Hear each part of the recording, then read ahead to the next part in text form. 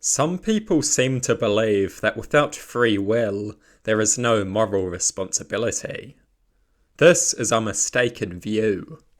The concept of moral responsibility is born out of the capacity for rationality and the capacity for pain and pleasure, two things that survive the demise of free will. The concept of moral responsibility does not speak to some metaphysical truth of guilt and responsibility. No, the concept of moral responsibility is a simple environmental influence, an idea which encourages good behaviour and discourages bad behaviour, an environmental influence that creates desirable outcomes. It is completely consistent with determinism. The idea of moral responsibility is not some magical metaphysical reality. It is simply a concept with a social utility. The concept of moral responsibility is an environmental influence that determines good behaviour. For this very simple reason, the concept of moral responsibility should be maintained and promoted. It is a valuable idea even in a deterministic world. Even if we assume that free will does not exist, it still has its place. The destruction of free will is not as philosophically destructive as many people seem to believe.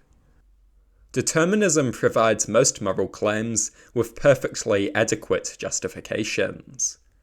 Determinism is not as philosophically revolutionary as some people seem to have suspected.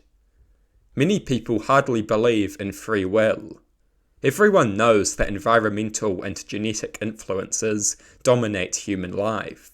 Even those who believe in free will still accept this.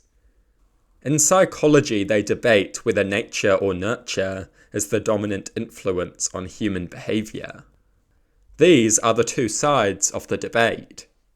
Both nature and nurture are deterministic.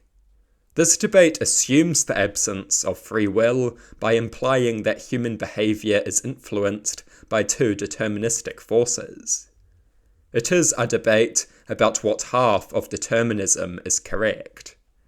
And yet still some psychologists will entertain this debate only to claim to believe in free will. Then why do you participate in the nature versus nurture debate, a debate which leaves no room for free will, a debate which assumes determinism by fixating on two deterministic forces? We do not choose our nature or our nurture. We do not choose our genetics or our environment. And to the extent that we do, our decisions are determined by prior environmental and genetic influences, meaning that they are not free at all. The nature versus nurture debate assumes determinism by providing a binary, both sides of which are fundamentally deterministic. This is the obvious implication of the debate. I always find it ridiculous when people claim that rationality and morality die with free will. This is an utter lie. Rationality and morality do not die with free will. These things exist independent of free will, and they survive without it. Rationality and morality are born out of the human capacity for pain and pleasure, and the human capacity for intelligent thought. These are the capacities from which rationality and morality were born, and these capacities survive the demise of free will.